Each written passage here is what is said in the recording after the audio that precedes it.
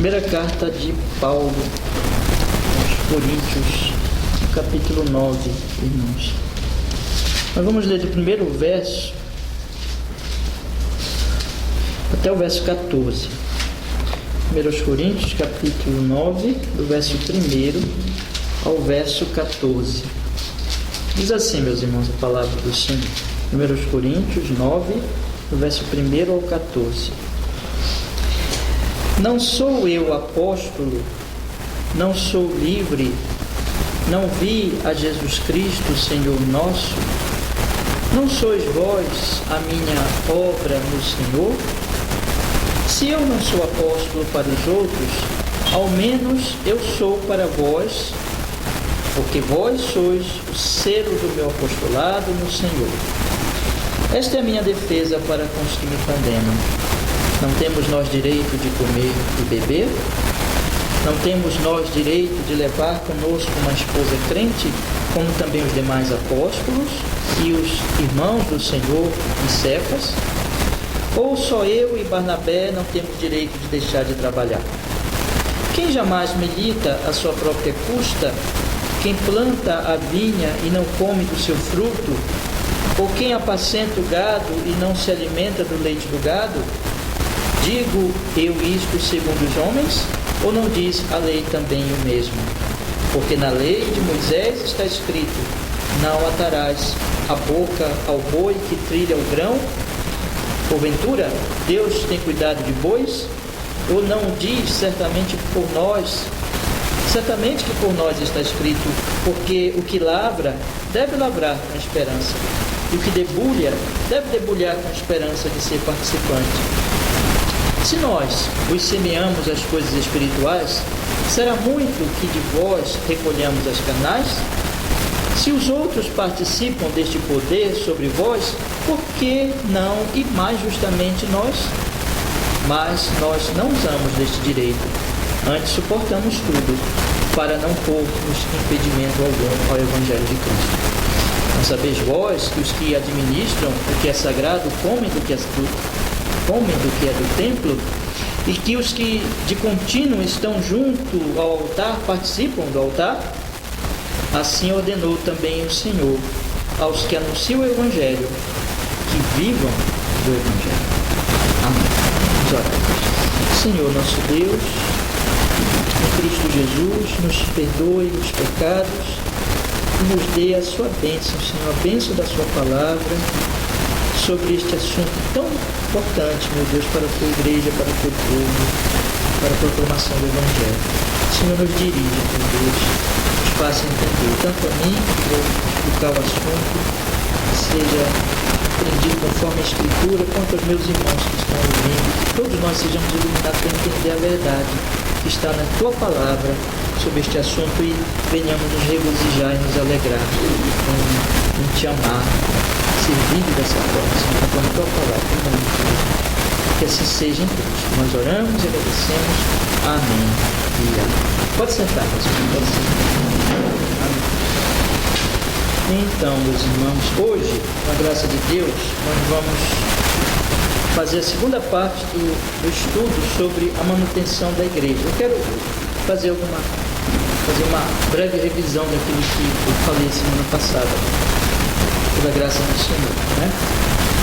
Irmãos, primeiro, eu comecei dizendo na semana passada que o assunto de manutenção material da igreja, a questão de como a igreja se mantém, a respeito de dízimos, de ofertas e todo este assunto, é um assunto que nós não vivemos falando, porque nós acreditamos, irmãos, que não é necessário viver falando deste assunto.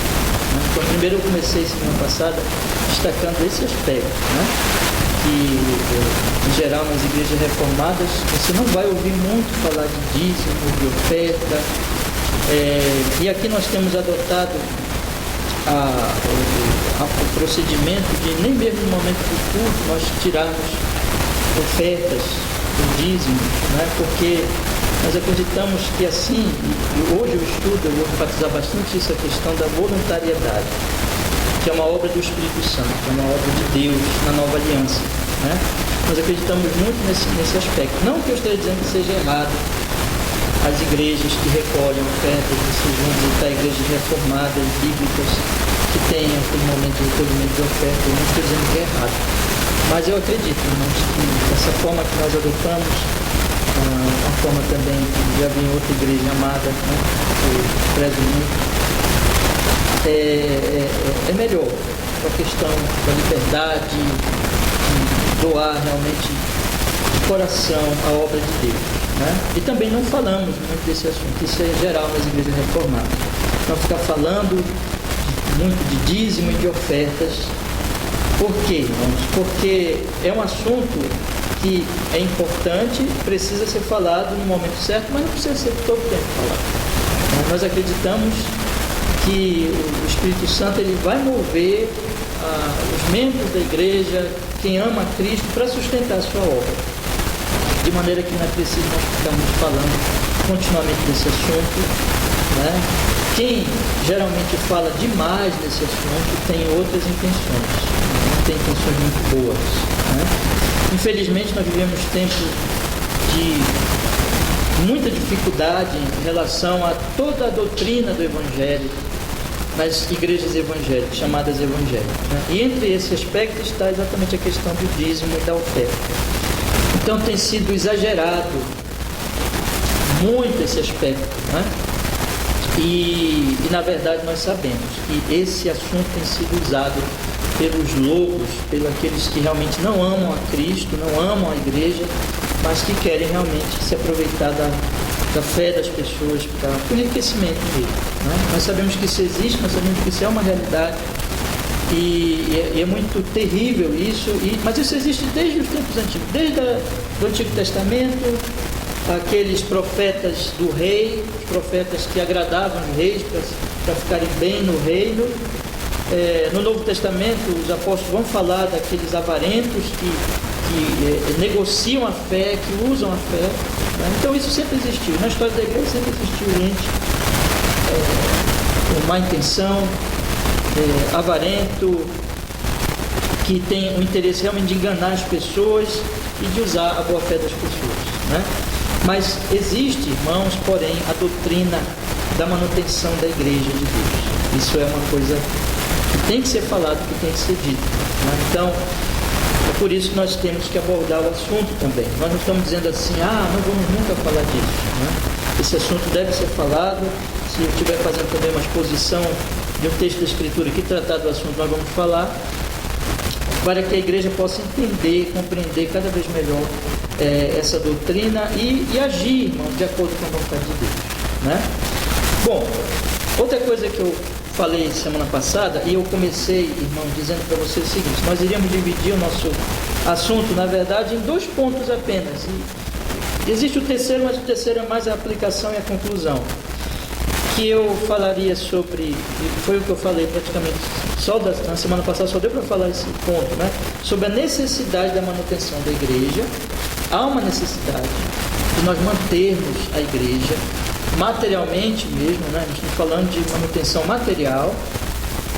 E em segundo lugar, nós vamos falar do meio, como a Escritura Sagrada ela nos ensina a forma bíblica, então a forma que Deus nos orientou para que a igreja seja mantida. E sobre a necessidade, irmãos, por isso que eu comecei com esse trecho de Paulo aqui, 1 Coríntios capítulo 9. Eu quero também dizer aos irmãos que eu trouxe aqui um estudo, imprimi o estudo e vou dar para cada irmão. Eu não sei se aqui tem mais de 20 pessoas, acho que não, né? Acho que não tem mais de 20 irmãos aqui, com certeza, acho que não. E eu preparei aqui, eu imprimi 20 cópias, aí nós vamos dar para os irmãos, para vocês terem mais um reforço sobre este assunto, tá? Daqui a pouco eu explico para os irmãos. Então vamos olhar o capítulo 9 aqui, irmãos, só relembrando. Esse capítulo 9, o apóstolo Paulo, ele está falando exatamente das necessidades materiais do ministério apostólico e do ministério de uma maneira geral e de toda a igreja de Deus de uma maneira geral. Não é? Ele fala aqui de direito. Não é? Vamos observar aqui o versículo 6, observe o versículo 6, ele diz assim: ou só eu e Barnabé não temos o direito de trabalhar? Direito. Ele está falando aqui de um direito. Nós sabemos que o mundo, as relações humanas, elas estão aí relacionadas à questão do direito, dos direitos e dos deveres, né? E que os direitos de um são os deveres de outro, e que os direitos têm a ver com as necessidades que as pessoas têm, né? Eu até ilustrei assim: a esposa tem direitos, e quem tem o dever de satisfazer esses direitos é o esposo, e vice-versa também. O esposo tem direitos, e quem tem o dever de satisfazer esses direitos e cumprir, portanto, seus deveres é a esposa. Os pais, os filhos têm direitos em relação aos seus pais, e quem vai satisfazer esses direitos tem a ver com a necessidade dos filhos, né? Cumprindo o seu dever, quem são? Os pais. E também os pais têm direitos. Quando os pais ficam velhinhos, eles têm direitos, por exemplo, só para dar um exemplo de um direito, né?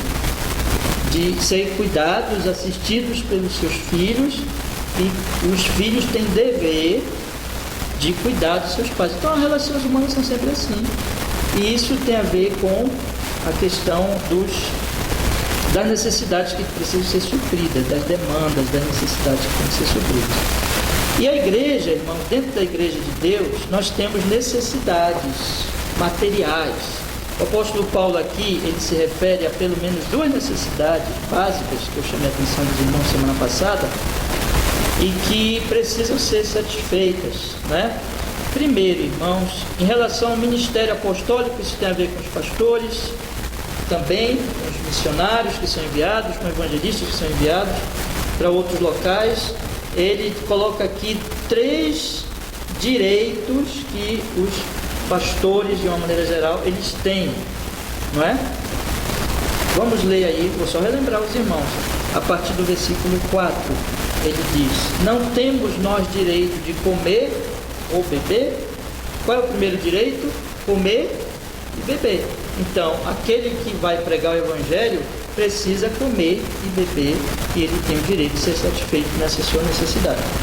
Segundo, versículo 5, segundo direito: não temos nós direito de levar conosco uma esposa crente, como também os demais apóstolos e os irmãos do Senhor e Cefas?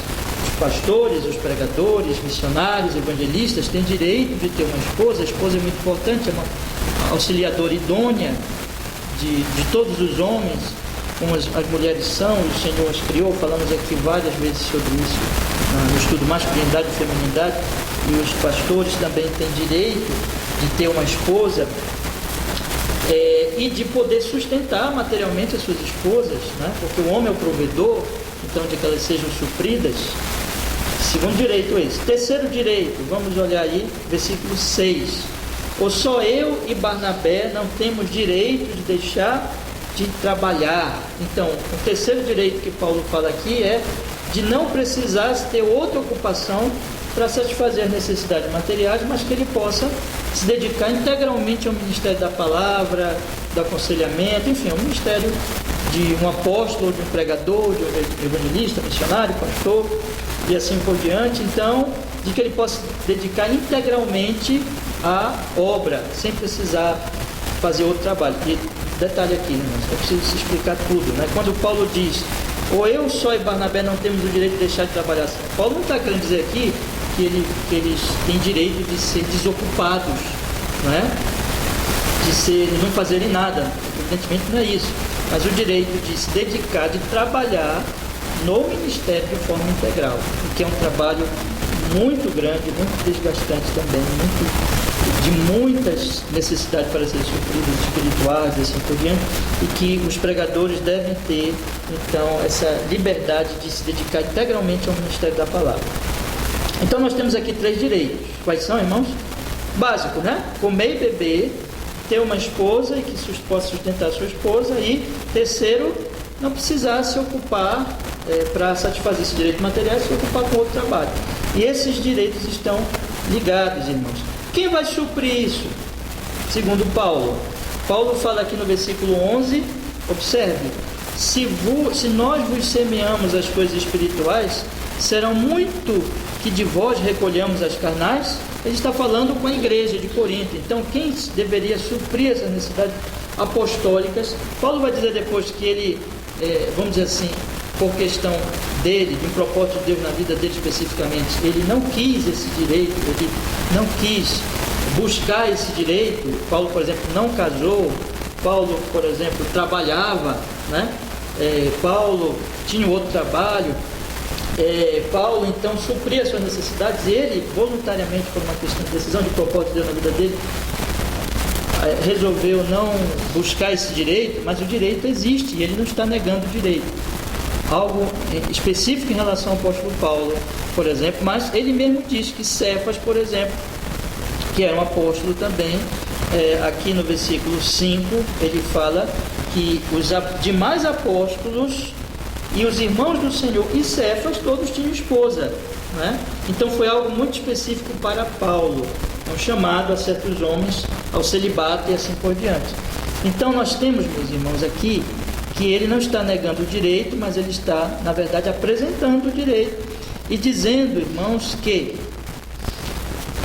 quem satisfará essas demandas, essas necessidades, para que esses direitos sejam, então, satisfeitos, vamos dizer assim.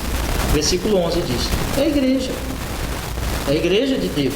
Então, se nós vos semeamos as coisas espirituais, será muito de vós recolhamos as carnais.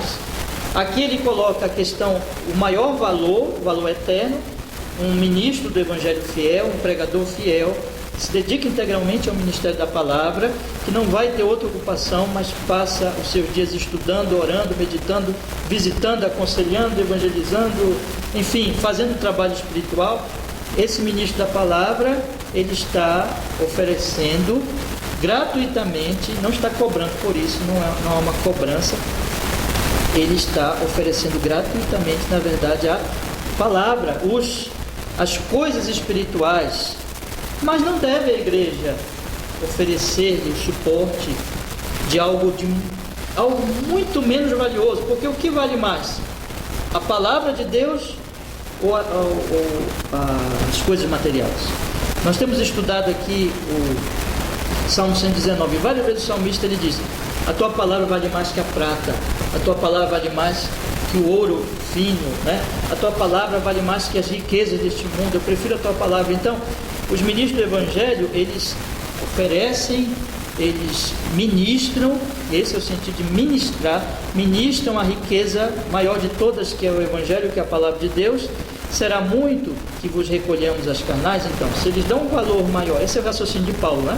Se eles dão algo tão valioso, não será errado, ou será demais oferecer-lhes algo de muito menos valor, que é o suporte material.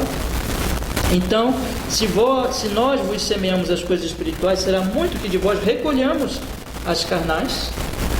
E Paulo fala ainda aqui de uma outra necessidade, meus irmãos, que é a necessidade dos locais de culto, que ele apresenta aqui, não claramente, mas podemos tirar o princípio daqui, quando ele fala no versículo 12 e 13, vamos ler por favor. Ele diz assim: se outros participam deste poder sobre vós, por que não, e mais justamente nós?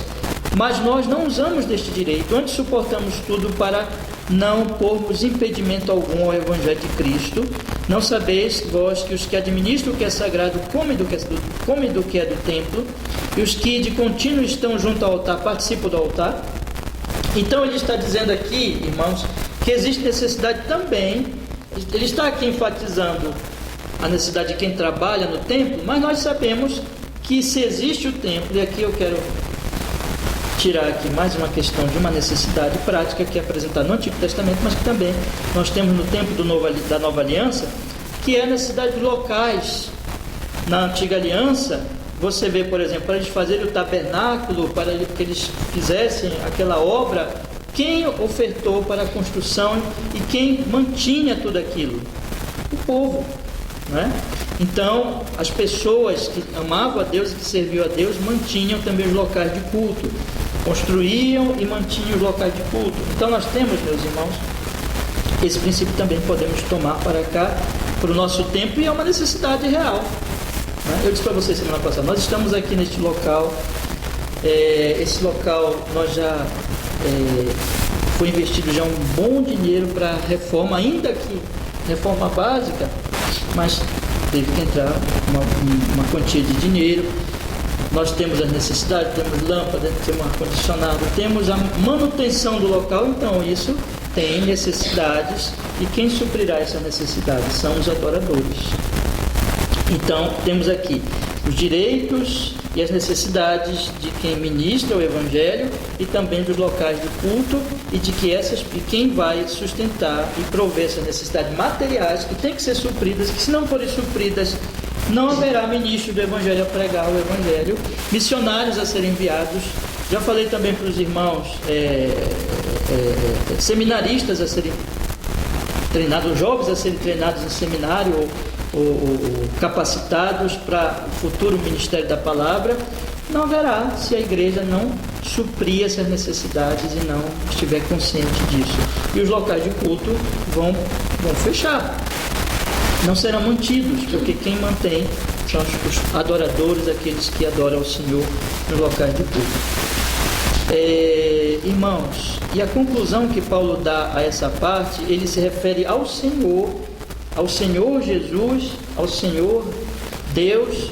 Ele fala no versículo 14: assim ordenou também o Senhor aos que anunciam o Evangelho que vivam do Evangelho. Isso é uma ordem do Senhor.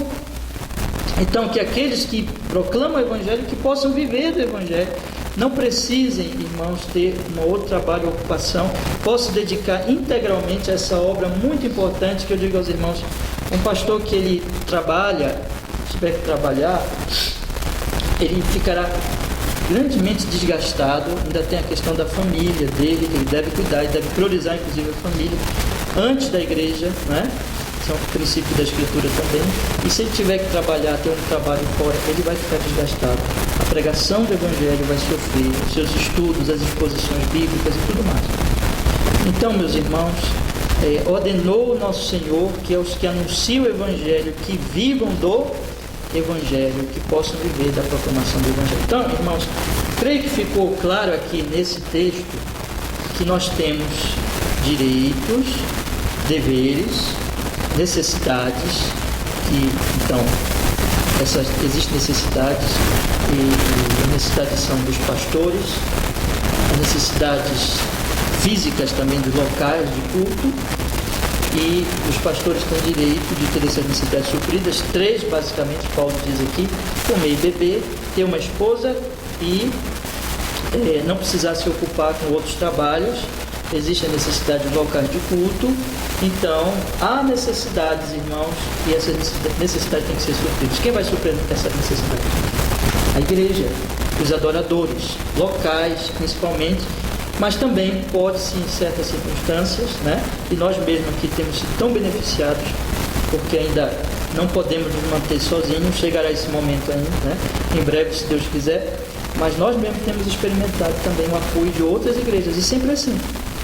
Então, o povo do local sustenta a obra, ou se ainda não tem condições, outros irmãos de outros locais sustentam a obra. Mas sempre a igreja de Deus que sustentará a obra do Senhor, da questão material. Então, meus irmãos, qual é o ponto aqui? O primeiro ponto é que existem necessidades reais, materiais, e se não forem supridas, não haverá proclamação do Evangelho. Não haverá. Nós precisamos, os pastores precisam ter suprido as suas necessidades materiais e de suas famílias.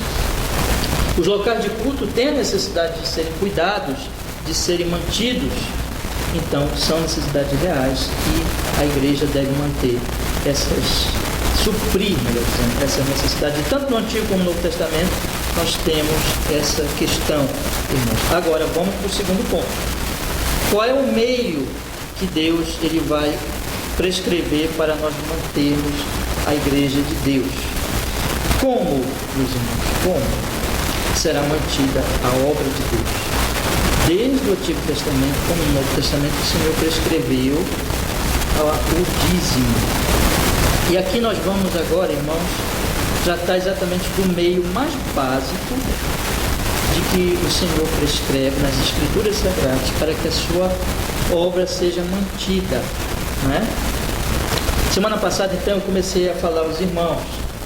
Algumas pessoas, disse para vocês, algumas pessoas que muitos deles nós podemos considerar bons irmãos e que têm boa intenção, mas que têm uma interpretação equivocada, dizem assim: não, o dízimo deve ser posto esquecido, nós não temos que falar deste assunto, na verdade nós temos que combater o dízimo. Meu propósito nesse estudo, irmãos, é mostrar para vocês, biblicamente falando, essa é uma visão equivocada, não é? E, na verdade, o dízimo, irmãos, ele é prescrito por todas as Escrituras Sagradas, né? A diferença, essas pessoas vão dizer assim: o dízimo é da lei e no tempo da graça não tem que ter mais dízimo.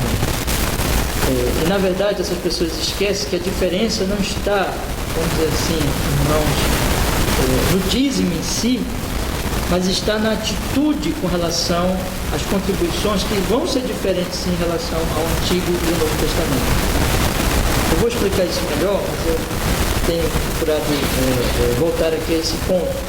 No Antigo Testamento, nem todos eram nascidos de novo, nem todos eram crentes, nem todos tinham o Espírito Santo, né? Então nós temos ali, irmãos, a questão mais de uma lei imposta no Antigo Testamento.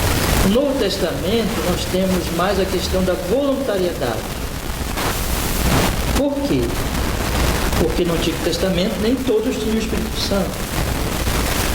Mas no Novo Testamento, na Nova Aliança, todos têm o Espírito Santo. E evidentemente, se não tem o Espírito Santo, não é de Cristo, não é da igreja, né? E nós vamos observar que essa vai ser a grande questão. Eu queria só acrescentar uma terceira necessidade aqui, irmãos, que eu ainda não falei, mas que nós vamos observar no estudo.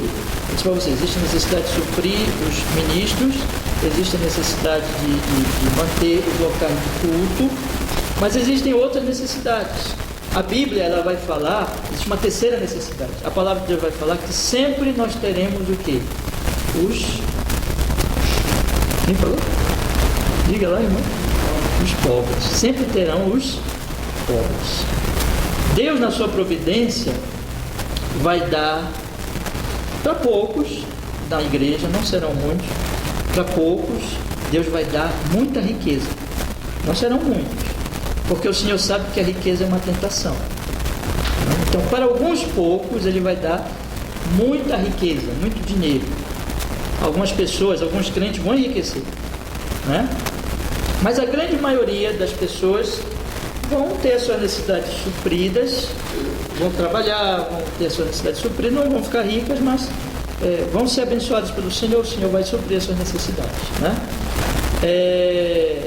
Mas existem aqueles que, dentro da providência divina também, inclusive para que a igreja exerça o amor, existem aqueles que terão necessidades, os pobres, que não são pessoas preguiçosas.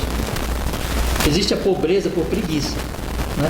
Eu estou até me antecipando aqui, né? O assunto assim vai despertando a gente, né? Existe a pobreza por preguiça. Isso aí, meu irmão, a gente não tem que ajudar preguiçoso, né?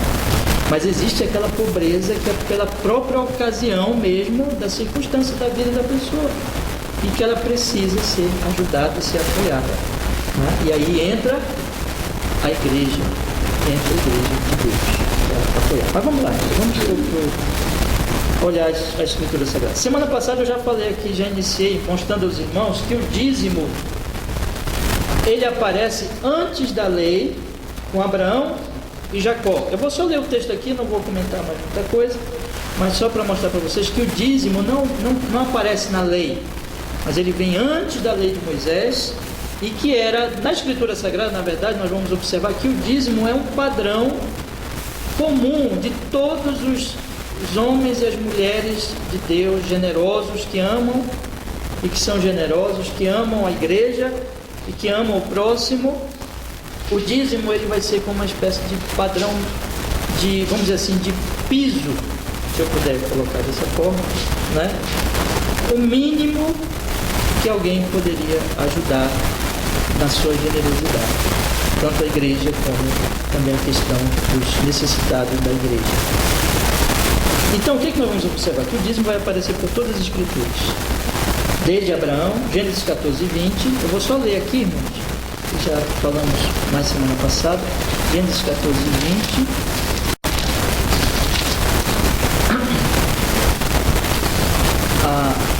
Diz aqui, quando Abraão encontrou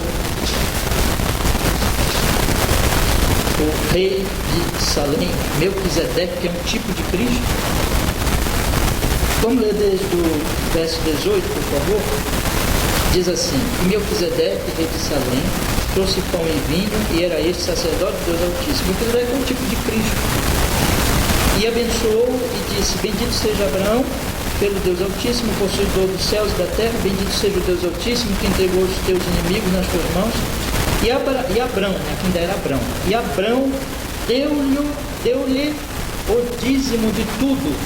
Então aqui no caso, expliquei para os irmãos, Melquisedeque é um tipo de Cristo, é um sacerdote, um homem de Deus, e Abraão lhe dá o dízimo dos despojos da guerra. Nós vamos ver depois na lei que o dízimo geralmente era da produção, né? Aquela sociedade agrícola de Israel, então, que plantava o leite que tirava dos animais, né?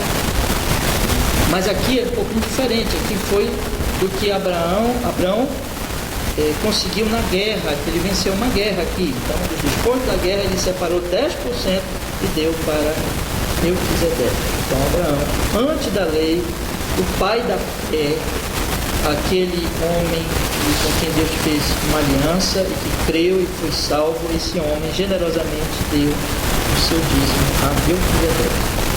Jacó também, Gênesis 28, versículo 22. Gênesis 28, versículo 22. Jacó, quando em viagem, fugindo do seu irmão, teve uma revelação de Deus em que ele viu uma escada, e o Novo Testamento diz que aquela escada, né, o Evangelho de João vai mostrar, melhor dizendo, que aquela escada se refere a Cristo. Então, quando ele teve essa revelação de Deus, ele ficou extremamente impactado. No capítulo 28, no versículo 16, diz: acordando, pois, Jacó do seu sono, disse: na verdade, o Senhor está neste lugar, e eu não sabia. E temeu e disse: quão terrível é este lugar! Este não é outro lugar senão a casa de Deus, e esta é a porta dos céus. Então ele ficou extremamente impactado, porque todos os homens na Bíblia que tiveram uma revelação de Deus, eles ficam temendo, temendo, porque Deus é santíssimo. Eles são extremamente quebrantados, né? E aqui Jacó, ele que era um homem que não tinha, assim, vamos dizer assim, uma honestidade, enganou o irmão, tinha um defeito de caráter, Deus operou na vida dele, foi transformando Jacó. E Jacó, meus irmãos, aqui diante da revelação de Deus, treme e diz então, versículo 18: então levantou-se Jacó pela manhã de madrugada, tomou a pedra que tinha posto no seu travesseiro e a pôs por coluna, derramou azeite em cima dela, ou seja, fez um culto ali, e chamou o nome daquele lugar Betel. E o nome, porém, daquela cidade antes era Luz. E Jacó fez um voto, dizendo: se Deus for comigo e me guardar nesta viagem que faço, me dê o pão para comer e veste para vestir, e eu em paz tornar a casa de meu pai, o Senhor me será por Deus, e esta pedra que tenho posto por coluna será a casa de Deus. E de tudo quanto me deres, certamente te darei o dízimo. Observem, meus irmãos, que Jacó, aqui nós não sabemos a quem Jacó daria o dízimo. A Bíblia não relata nem a quem ele daria, nem a quem ele deu. Não relata isso, então não foi esclarecido para nós isso. Mas ele faz um voto com Deus, dizendo assim: se o Senhor me abençoar, de tudo o que eu tiver, darei o dízimo. O dízimo era o padrão na cabeça dos patriarcas, como mínimo. O que eu posso dar de mínimo em gratidão ao Senhor? E observe, irmão, sempre gratidão. Quando Melquisedeque vem a Jacó, aliás, Abraão, Melquisedeque é um sacerdote, Abraão tinha acabado de vencer a guerra. Deus deu a vitória a Abraão, e Abraão então, em gratidão, dá o dízimo ao sacerdote do Senhor, em louvor e adoração. Dízimo é culto. Aqui a mesma coisa. Jacó está impactado com a revelação de Deus. Jacó precisa da ajuda de Deus, sabe que Deus é o que o mantém, o supre, o sustenta. Então ele disse: se o Senhor for comigo e me guardar nesta viagem que faço, me der, olha aí, pão para comer e veste para vestir, e se em paz eu tornar a casa de meu pai, o Senhor não me será por Deus. Irmãos, Deus é que sustenta cada homem, cada mulher, que guarda, que protege e que sustenta. E esta pedra que tenho posto por coluna na casa de Deus será a casa de Deus, e de tudo quanto me der, certamente darei o dízimo. Aqui está o que? Gratidão, culto novamente, como reconhecimento de que o Senhor manteve. Abraão, a mesma coisa lá em relação ao dízimo. Então o dízimo era aquele mínimo que um homem grato a Deus, porque Deus o mantinha, porque Deus o sustentava, porque Deus o guardava, dava ao Senhor. Eu fiz questão hoje de iniciar o culto de cantar com os irmãos o Salmo 104. Esse é o Salmo da Providência. Se você quiser estudar a providência nas Escrituras, vá para o Salmo 104 e estude o Salmo 104. O Salmo 104 diz que o Senhor mantém a sua criação. Irmãos, nós estamos hoje aqui vivos. Eu estou olhando para vocês estão vivos, tenho certeza que vocês estão vivos, né? Porque quando estamos vivos, nós damos sinais vitais, né? Nós estamos olhando, respirando. Por que eu estou aqui de pé diante de vocês? Vocês estão sentados, mas eu estou em pé. Porque eu estou conseguindo ficar de pé. Porque o Senhor nos mantém. O Salmo diz: quando Deus tira a respiração, eles morrem. Porque a vida vem do Senhor. Então, dar o dízimo, queria que vocês guardassem isso, tem a ver com reconhecimento de que é Deus quem nos mantém, e gratidão ao Senhor. Isso tem a ver, isso acontece desde o Antigo Testamento, desde os patriarcas, eles tinham esse reconhecimento de que o Senhor os mantinha. Então, meus irmãos, está aqui. O dízimo vem antes da lei. E o dízimo tem a ver com os crentes. Desde Abraão era crente. Abraão esperava por Cristo. Nós estudamos aqui domingo. Abraão, hoje eu vou ler com vocês. Abraão viu o meu dia e alegrou-se. Abraão esperava Cristo. Abraão era crente. Abraão era um homem generoso. E Abraão, então, antes da lei, já dava o dízimo. Mas aí vem a lei de Moisés. E agora eu quero entrar no assunto da lei. Nós vamos ver a lei no Antigo, aliás, o dízimo no Antigo Testamento e a questão do dízimo no Novo Testamento. O que a lei fez? Deixa eu lhes dizer agora. A lei, ela sistematizou alguma coisa que já era conhecida, na verdade, dos crentes antes da lei. Então o dízimo ele foi sistematizado, ele foi organizado, ele foi posto como uma lei pelo Senhor. E essa organização, meus irmãos, ela na verdade ela vai enfatizar aquilo que já existia antes, que sempre é o princípio da doação, do dizimar, do ofertar. É a questão, meus irmãos, realmente da generosidade, do amor e da gratidão e do culto a Deus. Na verdade, eu quero mostrar aos irmãos que quando uma pessoa ela doa dos seus bens à igreja voluntariamente por amor a Deus e amor à obra de Deus, desejando sustento, que a obra não fique sem ser suprida, essa pessoa está com isso também cumprindo as duas tábuas da lei. Ela está fazendo um culto a Deus. O que o Senhor Jesus resumiu as tábuas da lei, né, em 2 mandamentos, né? Amar a Deus sobre todas as coisas e ao próximo como a si mesmo. E essa doação vai nesse caminho, nessa direção, ou seja, de que nós vamos doar os nossos bens com uma expressão de culto a Deus, de amor a Deus e também de amor ao próximo, irmãos. Então, sobre o dízimo na lei, a lei vai sistematizar isso. E ela vai colocar da seguinte maneira: sobre o dízimo, nós temos que responder as seguintes perguntas: o que é o dízimo? A quem na lei? E a lei vai sistematizar essas coisas lá no Antigo Testamento. O que é o dízimo? A quem deveria ser dado o dízimo? E a última pergunta: para que era o dízimo? Então essas três perguntas são importantes serem respondidas.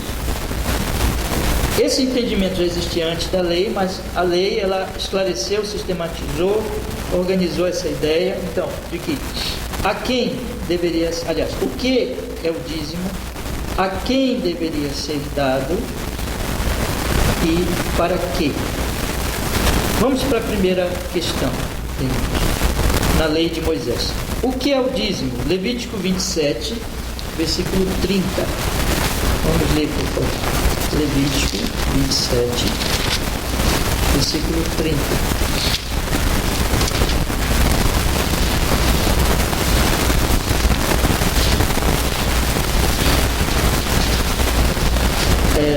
Levítico 27, 30 ao 34.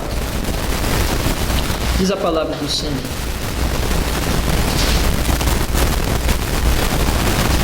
também todas as dízimas do campo, da semente do campo, do fruto das árvores, são do Senhor, santas são ao Senhor. Porém, se alguém das suas dízimas resgatar alguma coisa, acrescentará a sua quinta parte sobre ela. No tocante a todas as dízimas do gado, do rebanho, tudo que passar debaixo da vara, o dízimo será santo ao Senhor. Não se investigará entre o bom e o mal, nem o trocará, mas se de alguma maneira o trocar, tanto um como o outro será santo, não serão resgatados. Estes são os mandamentos que o Senhor ordenou a Moisés para os filhos de Israel no Monte Sinai. O que seria o dízimo, então? Seria décima parte, a dízima ou a décima parte, então, de tudo que se colhesse, veja aqui, do fruto da terra, versículo 30, do campo, da semente do campo, do fruto das árvores são do Senhor. E em relação àqueles que tinham gado, animais, rebanho, no tocante a todas as dízimas do gado, do rebanho, tudo que passar debaixo da vara, o dízimo será santo. Então, o dízimo, a décima parte, tanto das colheitas como também dos animais. Tocante, então, ao gado e ao rebanho, como diz aqui o versículo 32. A prática, em termos práticos, era o seguinte: tanto quem colhesse como quem criasse um animal, ele deveria dividir o seu ganho, a sua colheita ou dos seus animais, 10%, separar 10%, e isso seria então o dízimo. Então, o que é o dízimo? É o recolhimento, a separação de 10% de tudo que Deus concedeu, seja no fruto da terra, seja nos animais, para que isso seja ofertado, seja dizimado, seja dado à obra do Senhor, à obra de Deus, ao Senhor. 10%. Tem que dizer, pastor, já sei isso, mas tem que se explicar, né? Então, a questão do dízimo é o 10% de todos os ganhos concluídos. Todos os ganhos de uma pessoa. Dentro daquela sociedade que eles plantavam, eles criavam animais, então os ganhos deles eram o quê? Das colheitas e dos animais, então eles deveriam separar 10% para darem o dízimo. Então, se aplica, irmãos, o dízimo é, pela lei, 10% de tudo que uma pessoa ganha, de todo o seu rendimento, de todo o seu ganho. Ok? Outro aspecto também, irmãos, do dízimo, é que, como eu falei para os irmãos, no versículo 30, vamos ler novamente, diz assim, já falei para os irmãos anteriormente, mas diz assim no versículo 30, também todas as dízimas do campo, da semente do campo, do fruto das árvores, são do Senhor, santas são ao Senhor. Observe, irmãos, que a questão do dízimo, o dízimo está ligado ao Senhor. O dízimo não é meramente uma mera questão material, um costume, mas está ligado ao Senhor. é para Deus, é em culto a Deus, é em honra ao Senhor, santo ao Senhor. Isso é muito importante. Vocês vão observar, irmão, que tanto no Antigo Testamento como no Novo Testamento, a mentalidade é de culto. O homem do Antigo Testamento, crente, e o homem crente do Novo Testamento, ele não consegue raciocinar tirando o Senhor da questão, né? Eu não vou ler, mas vocês lembram do texto que eu já li, já mostrei isso várias vezes, de Efésios capítulo 5, 18. Paulo fala de marido, mulher, pais, filhos, patrão, empregado. Ele sempre relaciona tudo ao Senhor. Sempre relaciona tudo ao Senhor.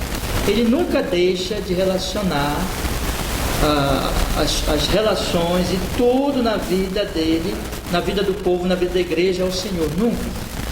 Sempre relaciona ao Senhor.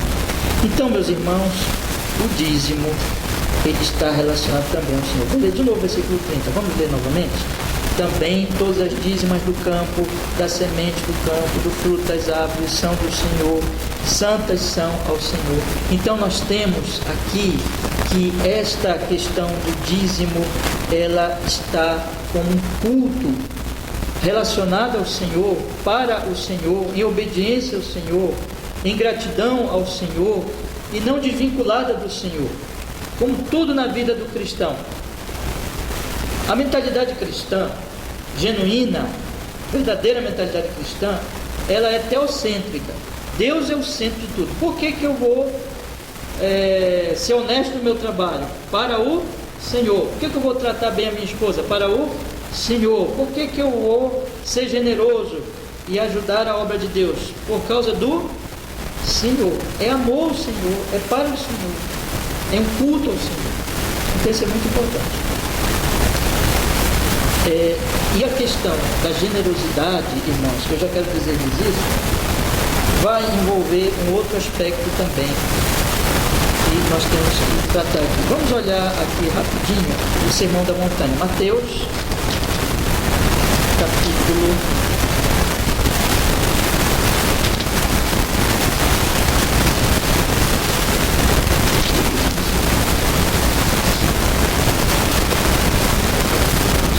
capítulo 6, versículo 19. Mateus capítulo 6, versículo 19. Quando nós tratamos dessa questão material, nós temos que lembrar desse aspecto aqui que a Escritura Sagrada ela vai tratar sempre. Quando falar em aspecto material, ela vai olhar para esse ponto. Vamos ler. Versículo 19, Mateus capítulo 6, versículo 19. Não ajunteis tesouros na terra, onde a traça e a ferrugem tudo consomem, onde ladrões minam e roubam. Mas ajuntai tesouros no céu, onde nem a traça nem a ferrugem consomem, e onde ladrões não minam nem roubam. Porque onde estiver o vosso tesouro, ali estará também o vosso coração. Se você juntar tesouro na terra, muito tesouro, juntar tesouro, ali vai estar o teu coração, está no tesouro, na terra. Se você viver para o céu, para a glória, para os bens espirituais, teu coração estará nesses bens espirituais, nesse reino vindouro. Isso tem a ver com a maneira como nós tratamos o nosso dinheiro. Deixa eu falar uma coisa para você. A maneira como você trata o seu dinheiro mostra se você é amador ou não. Se você é uma pessoa, se alguém for um tipo de pessoa avarenta, mão fechada, a gente às vezes brinca, né, dizendo que as pessoas elas dão tchau assim, né? Mas isso é um aspecto cômico, mas mostra uma realidade. O que é a mão fechada? A mão fechada de alguém é que você doe, é que você até doe, assim, fala aqui com o dedinho, dá a mão aqui, meu Deus, então, para que você fale com alguém, você tem que abrir a mão. É um ato de confiança, né? Você abre a mão, você fala com a pessoa.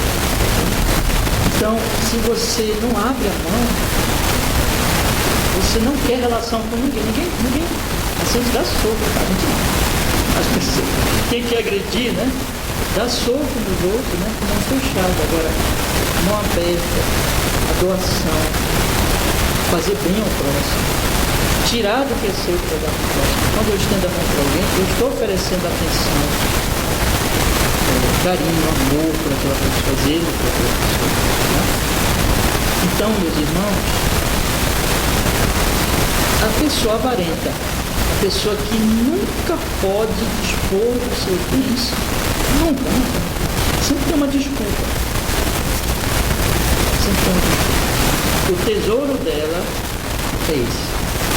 Ali está o seu coração. Mas aquele que ama a Deus e ama o próximo, ele se desprende, aquela pessoa desprendida, aquela pessoa generosa. O tesouro dela, ela não vive para as riquezas. O amor ao dinheiro, observe, não é ao dinheiro, mas o amor ao dinheiro é a raiz de todos os males. Aquele que ama o dinheiro, aquele que vive por dinheiro, o avarento, é o que nunca doa nada para ninguém. Nunca é generoso. O tesouro dele está ali. Ali está o seu coração, no dinheiro dele. Então Jesus está dizendo assim, aquele que, isso é uma implicação, né? Aquele que tem o tesouro no céu, não segurará os tesouros da terra. Certo? Porque o coração dele está no céu. A palavra de Deus vai dizer, o Senhor Jesus vai continuar. Vamos continuar lendo, por favor? Ele diz assim, vou ler desde o 20, mas ajuntai tesouros no céu, onde nem a traça nem a ferrugem consomem, e onde ladrões não minam nem roubam, porque onde estiver o vosso tesouro, ali estará também o vosso coração. A candeia do corpo são os olhos, de sorte que se teus olhos forem bons, todo o teu corpo terá luz, se porém os teus olhos forem maus, todo o teu corpo será tenebroso. Se portanto a luz que em ti há são trevas, quão grandes serão tais trevas? Aí Jesus continua falando da questão mais material, no versículo 24. Não só material, envolve qualquer idolatria. Mas ele fala aqui, ninguém pode servir a dois senhores, porque ou há de odiar um e amar a outro, ou se dedicará a um e desprezará o outro. Não poder servir a Deus e a mamon. Onde está o teu coração? Está no teu ídolo. Se o teu ídolo está em mamon, se o teu ídolo estiver no ídolo, se o dinheiro for o teu ídolo, ali estará o teu coração. Não se pode servir a Deus e as riquezas, não se pode servir a Deus e os bens materiais. Os bens materiais, eles são meios para honrar a Deus. Deus me dá as coisas para que essas coisas me sejam meios para que eu honre a Ele e não meus ídolos.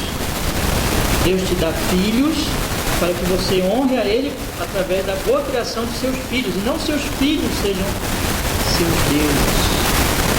Deus te dá uma casa para que a sua casa seja em honra a Ele, não que a sua casa seja o seu Deus. E assim você já pergunta, Deus te der carro, Deus te der filhos, Deus te der família, Deus que Deus te der. Não é para que essas coisas sejam ídolos, para que nelas você ponha o seu coração, mas para que você sirva o Senhor através dessas coisas que Ele faz em prol da glória dEle, do bem, do Deus, do avarento, serve a Deus. O homem egoísta serve a Deus. O egoísmo é anticristão, porque o cristianismo é o amor a Deus e ao próximo. E por isso, eu queria que você cantasse. Alguém que ganha 100%, do seu 100%, ele separa 10%, no mínimo, ele deve fazer, não como uma mera regra ou lei imposta a ele, mas ele deve fazer isso com ato de amor a Deus, como uma demonstração de que o coração dele não está nem no 100%, nem no 10%. O coração dele está onde? No Senhor. Portanto, ele se dispõe, porque o 10% não é mais importante que tudo. Ou até, eu vou pegar no Novo Testamento, vou mostrar os irmãos que tiravam máscara, até máscara, significando e mostrando que quem faz isso, o seu coração não está nele.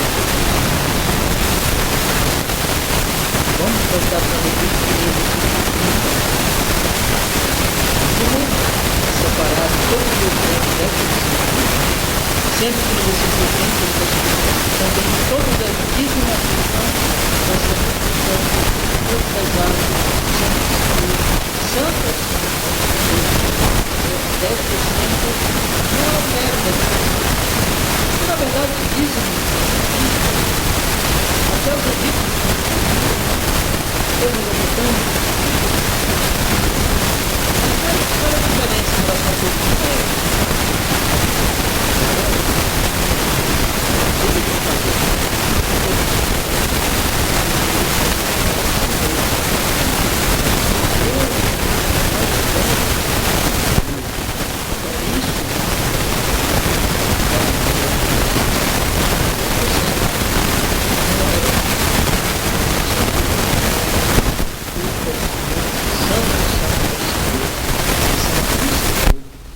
Porque amamos ao Senhor e não aos 10% e não aos 100%.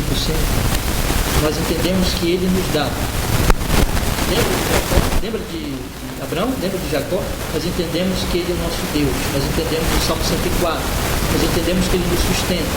Nós entendemos que Ele nos supre. Nós entendemos que Ele nos mantém. E como gratidão a Ele, nós, amando a Ele, gratos a Ele, nós de fé também, fé. Confiança nele, descansar nele, separar o 10%. Descansar nele, está realmente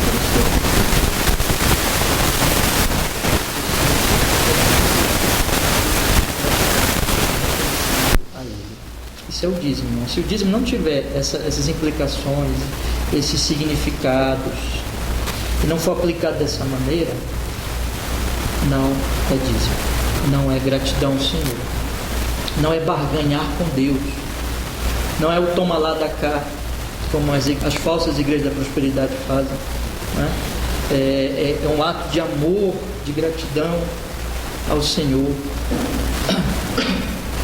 como culto ao Senhor, esperando no Senhor e sendo grato ao Senhor. Vamos lá, irmãos, então o que é o dízimo?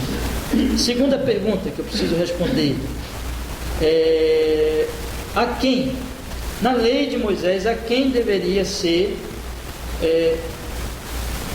dado o dízimo? Esse é um aspecto bem importante também. Vamos ver Deuteronômio capítulo 12, do verso 1 ao 14. Deuteronômio capítulo 12, do verso 1 ao 14.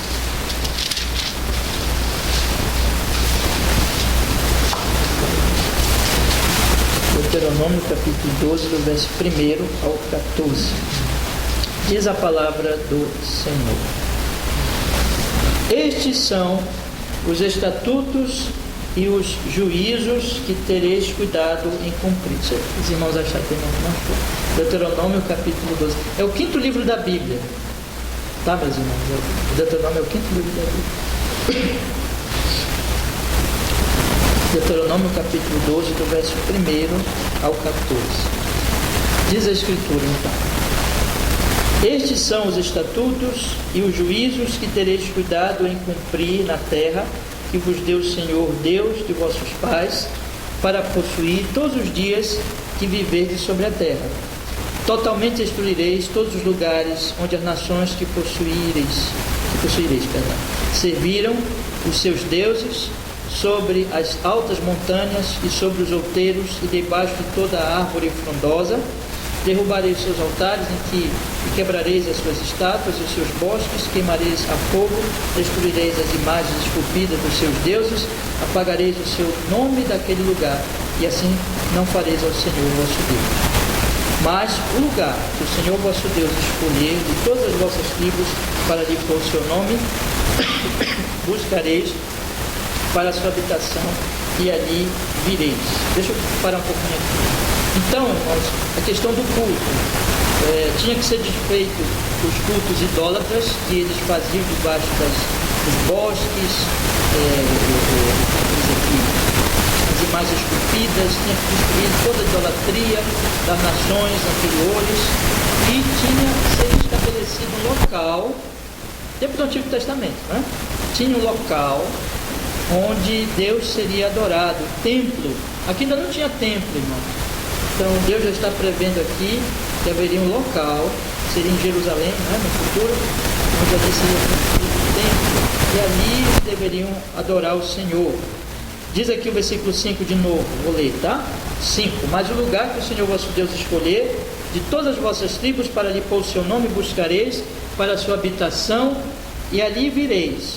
E ali trareis os vossos holocaustos, os vossos sacrifícios e os vossos dízimos, e a oferta alçada da vossa mão, e os vossos votos e as vossas ofertas voluntárias, e os primogênitos das vossas vacas e das vossas ovelhas. E ali comereis perante o Senhor vosso Deus, e vos alegrareis em tudo o que puserdes a vossa mão, vós e as vossas casas, no que abençoar o Senhor vosso Deus. Não fareis conforme tudo o que hoje fazemos aqui, cada qual tudo o que bem parece aos seus olhos, porque até agora não entraste no descanso da herança, e na herança que vos dá o Senhor vosso Deus. Mas passareis o Jordão, e habitareis na terra que vos fará herdar o Senhor vosso Deus, e vos dará repouso de todos os vossos inimigos em redor, e morareis seguros. Então haverá um lugar em que escolherá o Senhor vosso Deus para lhe fazer habitar o seu nome, e ali trareis tudo o que vos ordeno, vosso holocausto, os vossos sacrifícios, os vossos dízimos, a oferta alçada da vossa mão, toda a escolha dos vossos votos que fizerdes ao Senhor, e vos alegrareis perante o Senhor vosso Deus, vós e vossos filhos, vossas filhas, vossos servos, vossas servas, e o levita que está dentro das vossas portas, pois convosco não tem parte nem herança. Guarda-te que não ofereças os teus holocaustos em todo lugar que vires, mas no lugar em que o Senhor escolher, numa das tuas tribos, ali oferecerás os teus holocaustos, e ali farás o que te ordeno. Então, meus irmãos, teria o templo local no Antigo Testamento, e para lá deveria ser levado as ofertas, holocaustos, sacrifícios, o culto, né? E entre essas coisas todas está o dízimo. Então o dízimo deveria ser levado a esse local. Entendido? Vamos ler agora do mesmo capítulo, do verso 22 ao verso 29. Aliás, o verso 14, desculpem, mas é o capítulo 14, aliás, do verso 22 ao verso 29. Deuteronômio 14, do verso 22 ao verso 29. Diz assim a Escritura: certamente darás os dízimos de todo o fruto da tua semente que cada ano se recolher do campo, e perante o Senhor teu Deus, no lugar em que escolher para lhe fazer habitar o seu nome, comerás os dízimos do teu grão, do teu mosto, do teu azeite, dos teus primogênitos, das tuas vacas, das tuas ovelhas, para que aprendas a temer ao Senhor teu Deus todos os dias. E quando o caminho te for tão comprido que o não possas levar por estar longe de ti, o lugar que escolheu o Senhor teu Deus para lhe pôr o seu nome, quando o Senhor teu Deus te tiver abençoado, então vende-os e ata o dinheiro na tua mão, e vai ao lugar que escolheu o Senhor teu Deus, e aquele dinheiro darás por tudo que deseja a tua alma, por vacas, por ovelhas, por vinho, por bebida forte, por tudo que te pedir a tua alma, come-o ali perante o Senhor teu Deus, e alegra-te tu e a tua casa. Porém, não desampararás o levita que está dentro das tuas portas, pois não tem parte na herança contigo. Ao fim de 3 anos tirará todos os dízimos da tua colheita no mesmo ano, e os recolherás dentro das tuas portas. Então virá o levita, pois nem parte nem herança tem contigo o estrangeiro, o órfão, a viúva que estão dentro das tuas portas, e comerão e fartar-se-ão, para que o Senhor teu Deus te abençoe em toda a obra que as tuas mãos fizerem. Para onde deveria ser levado o dízimo? Para o local próprio do culto, onde ali tinha todo o culto ao Senhor, e esse dízimo beneficiaria o levita. Um dízimo aqui, na verdade, meus irmãos, podemos dizer, é uma aplicação. A cada 3 anos tinha esse aspecto do dízimo, né? Ao fim de 3 anos tirarás todos os dízimos da tua colheita no mesmo ano, e recolherás dentro das tuas portas, então virá o levita. Então esse dízimo específico aqui seria para o benefício do levita, do estrangeiro, do órfão, da viúva, e assim por diante. Daqui a pouco eu vou falar mais do propósito desse dízimo. Mas veja, irmãos, o dízimo não poderia ser oferecido em qualquer lugar ou ao bel prazer das pessoas, mas tinha que ser levado ao templo, ao local do culto e aos levitas, aqueles que trabalhavam. Está relacionado também a isso, pelo menos esse dízimo aqui, de cada 3 anos, aqueles que trabalhavam no culto ao Senhor.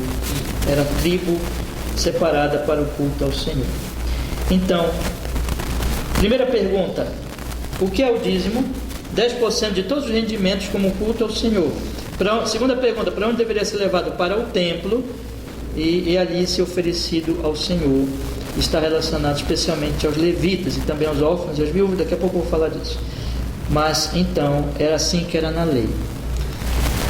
Separava-se, a lei de Moisés prescrevia que separava-se 10% de todos os ganhos e se levava ao templo, ao local de culto, para oferecer ao Senhor, para o benefício daqueles que também trabalhavam na obra do Senhor.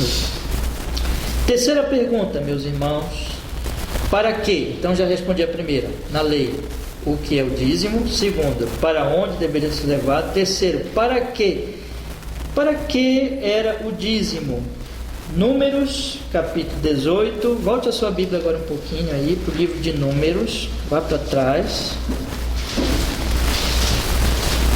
Números, capítulo 18, versículo 21. Números, capítulo 18, versículo 21 ao 32. Para que seria o dízimo prescrito na lei de Moisés? E eis que os Números, capítulo 18, versículo 21 ao 32, diz a palavra: e eis que os filhos de Levi, e eis que aos filhos de Levi tenho dado todos os dízimos em Israel, por herança, pelo ministério que executam, o ministério da tenda da congregação. E nunca mais os filhos de Israel se chegarão à tenda da congregação, para que não levem sobre si o pecado e morram. Mas os levitas executarão o ministério da tenda da congregação, e eles levarão sobre si a sua iniquidade. Pelas vossas gerações, estatuto perpétuo será. E no meio dos filhos de Israel nenhuma herança terão, porque os dízimos dos filhos de Israel, que oferece ao Senhor em oferta alçada, tenho dado por herança aos levitas, porquanto eu lhes disse: no meio dos filhos de Israel nenhuma herança terão. E falou o Senhor a Moisés, dizendo: também falarás aos levitas e dir-lhe-ás: quando receberdes os dízimos dos filhos de Israel, que eu deles vos tenho dado por vossa herança, deles oferecereis uma oferta alçada ao Senhor, os dízimos dos dízimos, e contar-se-vos-á a vossa oferta alçada como grão de eira e com plenitude do lagar. Assim também oferecereis ao Senhor uma oferta alçada de todos os vossos dízimos que recebeis dos filhos de Israel, e deles dareis a oferta alçada do Senhor a Arão o sacerdote. De todas as vossas dádivas oferecereis toda a oferta alçada do Senhor, de tudo o melhor deles e sua santa parte. Dir-lhe-ás, pois, quando ofereceres o melhor deles, como novidade da eira, como novidade do lagar, se contará aos levitas. E comereis em todo lugar, vós e vossas famílias, porque o vosso galardão é pelo vosso ministério na tenda da congregação. Assim não levareis sobre vós o pecado, quando deles ofereceres o melhor, e não profanareis as coisas santas dos filhos de Israel, para que não morrais. Então, meus irmãos, para que o dízimo? Ainda na resposta anterior, para onde, né? Para onde é o templo? E o dízimo sempre está envolvido com o culto e com o sustento do culto. Preste bem atenção nisso agora. Para que era o dízimo? Para sustento do culto ao Senhor. Os levitas, eles não tinham herança, irmãos. Todas as tribos de Israel ficaram com seu pedaço de terra, menos os levitas, porque os levitas, podemos dizer, a herança deles era o próprio Senhor, era o culto, né? E eles então deveriam ser supridos, ser sustentados pela comunidade de Israel. Então, os dízimos, em primeiro lugar, seriam dos levitas, para que eles executem, verso 23, mas os levitas executarão o ministério da tenda da congregação. No verso 21 diz: e eis que aos filhos de Levi tenho dado todos os dízimos em Israel por herança pelo ministério que executa o ministério da tenda da congregação. Então, o dízimo para quê, irmãos? Em primeiro lugar, para o sustento dos levitas, para que os levitas se dedicassem à tenda da congregação, se dedicassem ao ministério da congregação, se dedicassem ao culto. Então, sustento do culto, sustento daqueles que trabalham para o culto. Primeiro ponto, tá? Deixa eu falar ainda um detalhe aqui. Os levitas recebiam os dízimos do povo, né? O seu sustento. E daqueles dízimos, eles deveriam dar o seu dízimo. Os levitas também deveriam dizimar também. Então, eles não estavam fora da lei do dízimo, todos estavam dentro da lei do dízimo. E aí o que acontecia então? Eles davam o dízimo ao sacerdote Arão. Vamos ler de novo o versículo 28. Assim também oferecereis uma oferta alçada de todos os vossos dízimos que receberdes dos filhos de Israel, e deles dareis a oferta alçada do Senhor a Arão, o sacerdote. Aqui no versículo 28, 26, diz: também falarás aos levitas e dirás: quando receberdes os dízimos dos filhos de Israel, que eu deles vos tenho dado por vossa herança, deles oferecereis uma oferta alçada ao Senhor, os dízimos dos dízimos. Então, o levita recebia o dízimo do povo, porque ele trabalhava no culto, ele tinha que ser sustentado, né? Mas ele também dava o dízimo dele para o sacerdote. Então, os dízimos dos dízimos, o dízimo, né, dos dízimos que eles recebiam. Então, todos estavam ali na lei do dízimo, irmãos. Para que então? Respondendo à pergunta do para quê. Para que deveria ser dado o dízimo? Para o sustento do culto. Tanto os que trabalhavam no culto, como para a manutenção do culto. Inclusive, porque, irmãos, se não fosse dado esses dízimos, não haveria culto. Daquilo que eu falei no início. Veja que o princípio é o mesmo. As necessidades, os direitos de serem supridas essas necessidades, o dever de suprir a necessidade era o povo, tirando os 10% dos seus ganhos e mantendo o culto, suprindo essas necessidades. Tá bom? Então, primeira resposta para a pergunta para quê? Para a manutenção do culto e dos que viviam do culto. Não é? Evidentemente, a manutenção do culto envolve tudo isso, tanto os que trabalham no culto, como a manutenção das coisas, da questão material para que o culto exista de fato. Mas há uma segunda resposta, meus irmãos, e essa está novamente em Deuteronômio. Vamos ler então Deuteronômio, capítulo 26, do verso 12 ao 15. Deuteronômio, capítulo 26, do verso 12 ao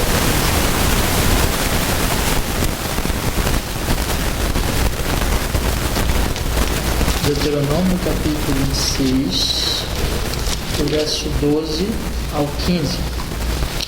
Diz a Escritura Sagrada, Deuteronômio, capítulo 26, do verso 12 ao 15.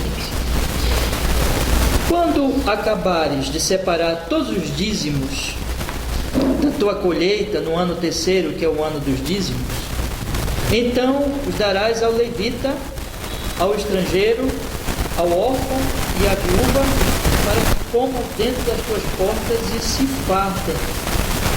E dirás perante o Senhor teu Deus: tirei da minha casa as coisas consagradas, e as dei também ao levita, e ao estrangeiro, e ao órfão, e à viúva, conforme a todos os teus mandamentos que me tens ordenado. Não transgredi os teus mandamentos, nem deles me esqueci. Delas não comi no meu luto, nem delas nada tirei quanto imundo, nem delas dei para os mortos. Obedeci à voz do Senhor meu Deus, conforme a tudo que me ordenaste, tenho feito. Olha desde a tua santa habitação, desde o céu, e abençoa o teu povo, a Israel, e a terra que nos deste, como juraste a nossos pais, terra que emana leite e mel. Então, veja que tudo é culto, né? Mas para que, irmãos? Tinha um propósito específico: o sustento dos levitas, que eram os que viviam do culto, mas tinham aqueles necessitados. Geralmente você vai encontrar a questão da necessidade no Antigo Testamento expressa nessas três classes aqui: estrangeiro, órfão e viúva.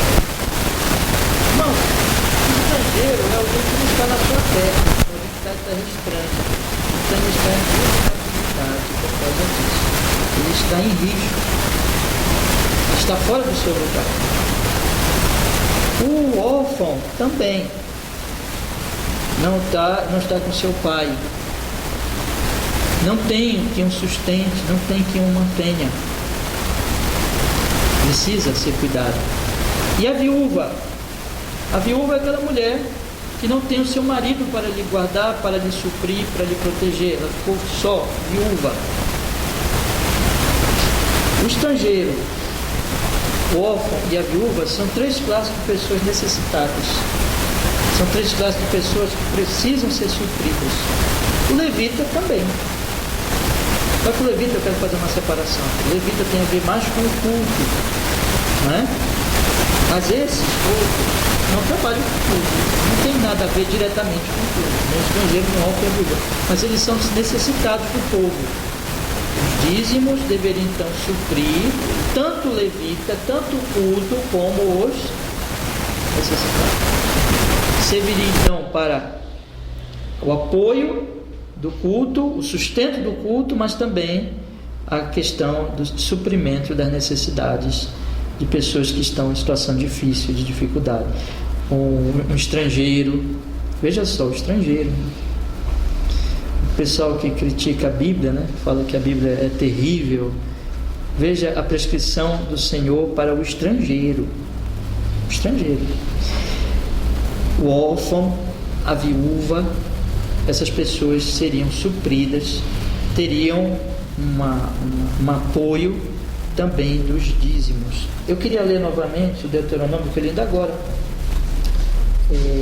no capítulo 14, no versículo 22. Vou voltar aí um pouquinho, irmão, novamente, no capítulo 14, no versículo 22.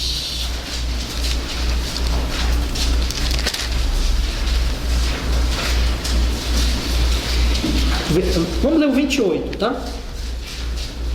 Desculpe, o 27. O 27. 27 em diante. Bora lá. 14, 27.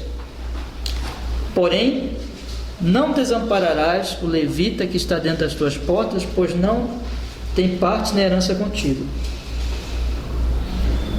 Ao fim de 3 anos, tirarás todos os dízimos da tua colheita, no mesmo ano, e os recolherás dentro das tuas portas.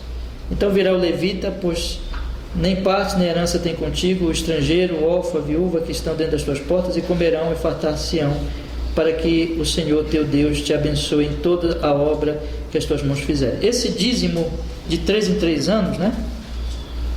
Alguns vão dizer, o outro dízimo é o mesmo dízimo, só que aplicado de maneira diferente. Eu acredito que não é outro dízimo. O dízimo na Bíblia é um, né? É o dízimo. Agora, era específico a cada 3 anos para suprir os necessitados: levitas, órfão, viúva.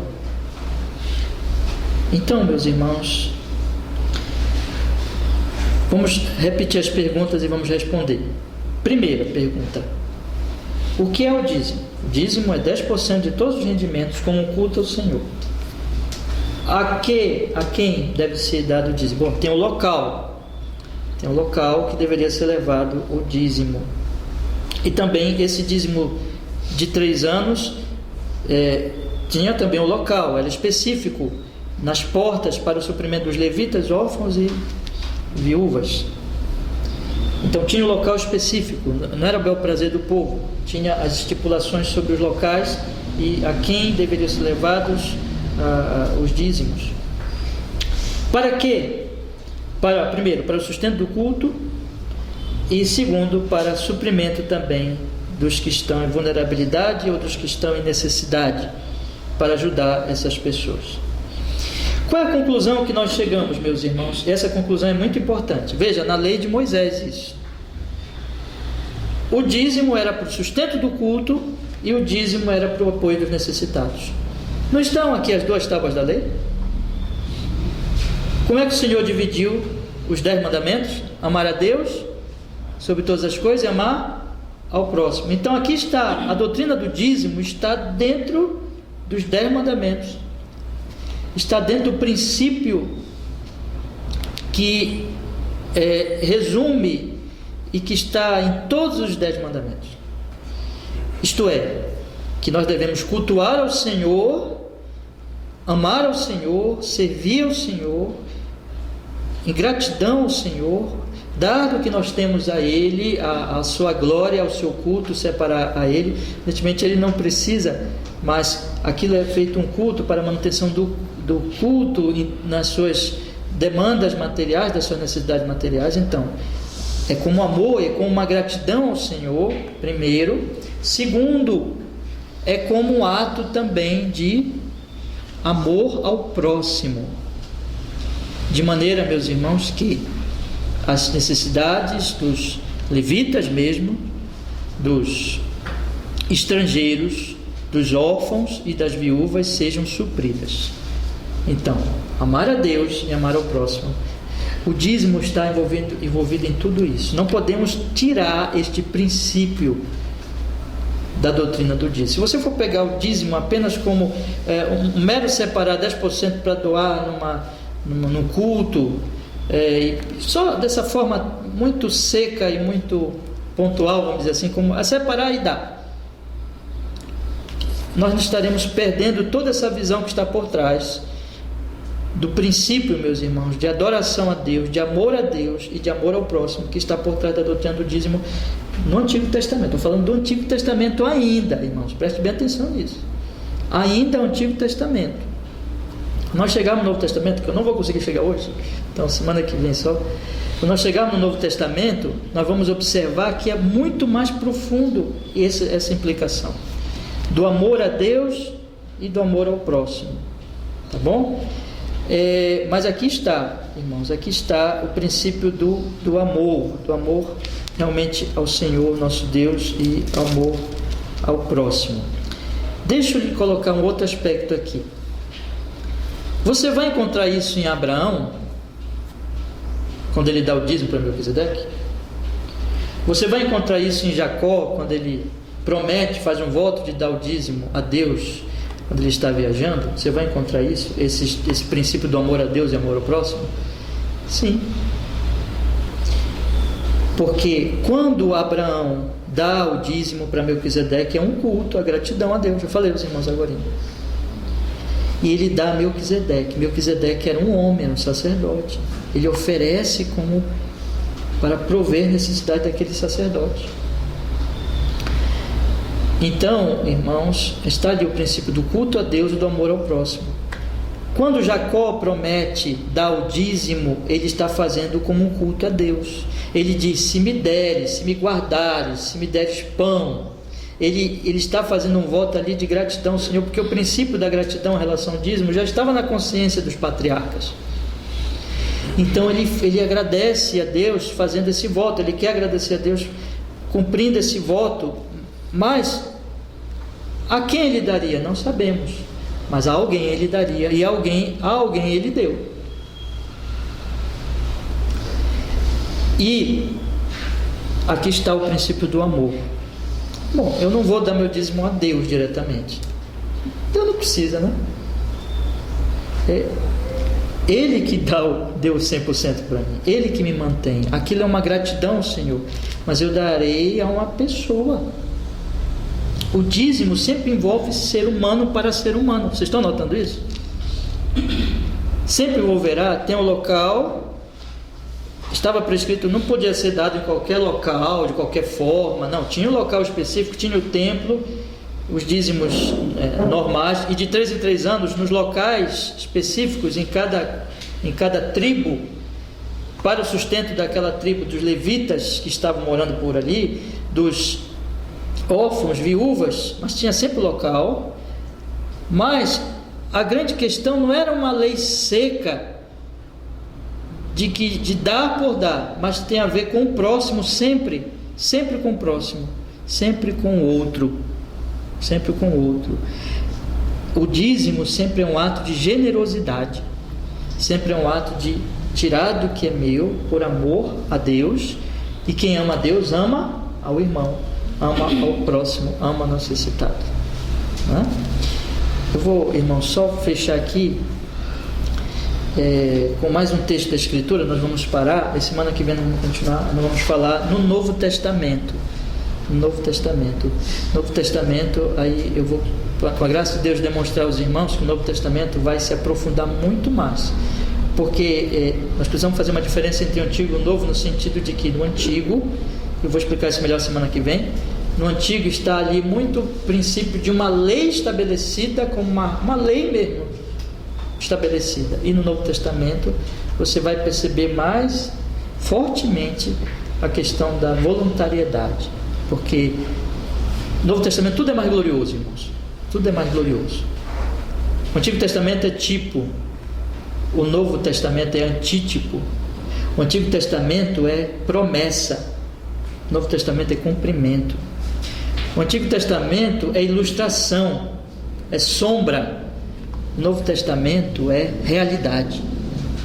Então nós temos que no Antigo Testamento já era glorioso assim, já era precioso dessa forma, mas no Novo vai ser muito mais, porque aqui nem todos eram crentes, nem todos tinham esse amor do coração, nem todos eram generosos. Muitos faziam isso, quando faziam, porque era uma lei. Mas no Novo Testamento é o princípio da generosidade, da voluntariedade, do amor a Deus, da generosidade que vem da obra do Espírito Santo. Você ama a Deus? Então você será generoso com o culto,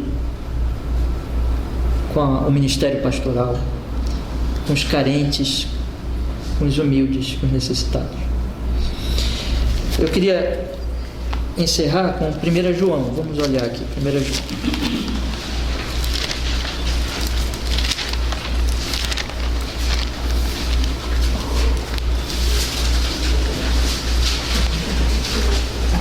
Capítulo 3, versículo 10. Capítulo 3, versículo 10. Vamos ler, por favor.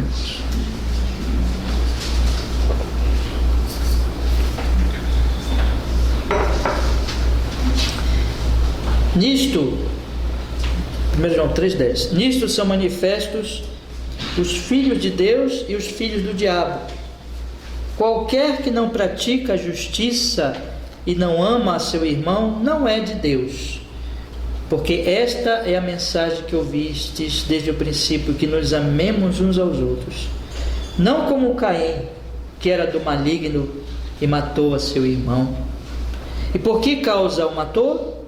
Porque as suas obras eram más e as de seu irmão justas. Meus irmãos, não vos maravilheis se o mundo vos odeia. Nós sabemos que passamos da morte para a vida porque amamos os irmãos. Quem não ama a seu irmão permanece na morte. Qualquer que odeia a seu irmão é homicida, e vós sabeis que nenhum homicida tem a vida eterna permanecendo nele. Isso está certo? Como é que nós sabemos que somos de Deus, que passamos da morte para a vida quando nós amamos os irmãos? Agora, o que é amar? Amar é só dizer te amo? Bora continuar lendo João. Ele diz assim, versículo 16: conhecemos o amor nisto, que ele deu a sua vida por nós, e nós devemos dar a vida pelos irmãos. Se Deus chegasse e dissesse assim, Ele nunca lhe fará isso porque Ele é santo e justo, eu digo isso com reverência, respeito ao Senhor, mas só para ilustrar. Se Deus apenas dissesse, te amo,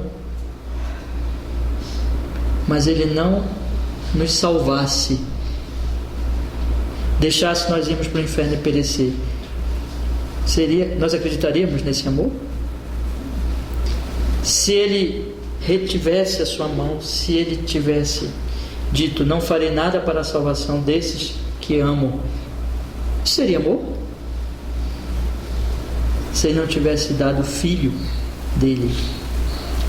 João 3,16, Deus amou o mundo de tal maneira que deu o seu Filho. Amor sempre é generosidade. O amor real se expressará sempre em generosidade. Onde você vê o amor real, você verá ali generosidade. As pessoas estão tirando do que é seu para doar, seja talentos, sejam dons, sejam bens financeiros, bens materiais. Onde você vê reter a mão, fechar a mão, egoísmo, não é amor. Olha o que João diz então: nisto conhecemos o amor, que Ele deu a sua vida por nós. Jesus deu a sua vida por nós. E nós, qual é a aplicação disso? Eu sou de Cristo e nós devemos dar a vida pelos irmãos. Aí olha o que ele diz no verso 17. E ele faz uma aplicação direta agora, mais óbvia, mais clara possível. Quem, pois, tiver bens do mundo e vendo seu irmão necessitado lhe cerrar as suas entranhas, como reside nele o amor de Deus? Então eu vejo meu irmão passando fome, eu amo a Deus, eu amo o irmão, mas eu cerro minhas entranhas e passo e vou embora e não ajudo meu irmão, não apoio a ele. Como reside numa pessoa assim o amor de Deus? É uma pergunta na verdade que já vem com a resposta: não reside. Não há. Como é que eu evidencio que eu amo a Deus e amo ao próximo? Generosidade.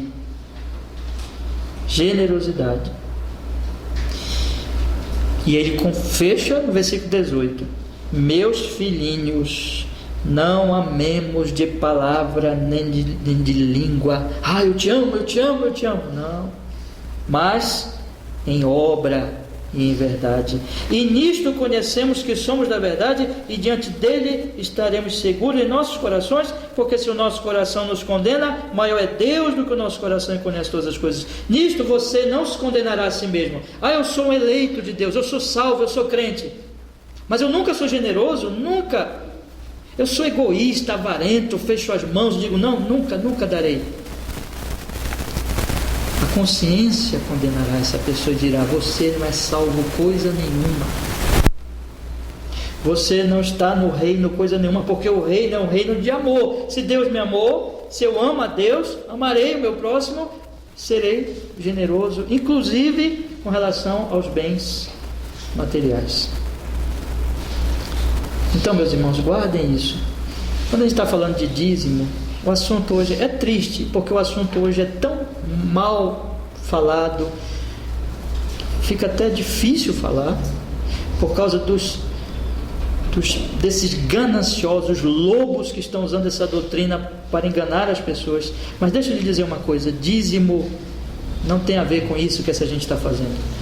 Dízimo tem a ver com generosidade, tem a ver com amor.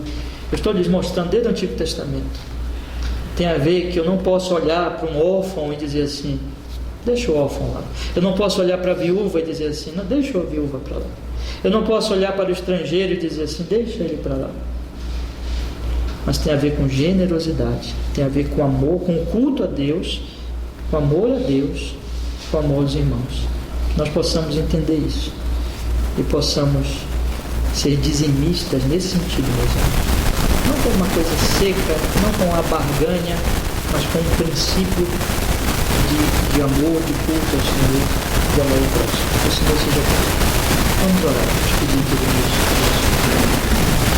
Obrigado, Senhor, pela tua santíssima palavra, bendita palavra. Nós estamos podendo estudar esse assunto tão precioso também nestas manhãs de domingo. Nos dê graça para que nós possamos entender cada vez melhor este assunto, sermos tocados pelo Teu amor, constrangidos pelo Teu amor, que amemos os nossos irmãos, que sejamos generosos em todos os aspectos da nossa vida, Senhor, e também no aspecto material. Que o Teu nome bendito, santíssimo, seja glorificado em nossas vidas nisso, como era na igreja primitiva, como era no antigo Israel, através dos homens fiéis, que também em nossas vidas hoje, o Teu nome santo seja glorificado na generosidade do Senhor Jesus. Nós oramos, Senhor, e nós agradecemos. Amém.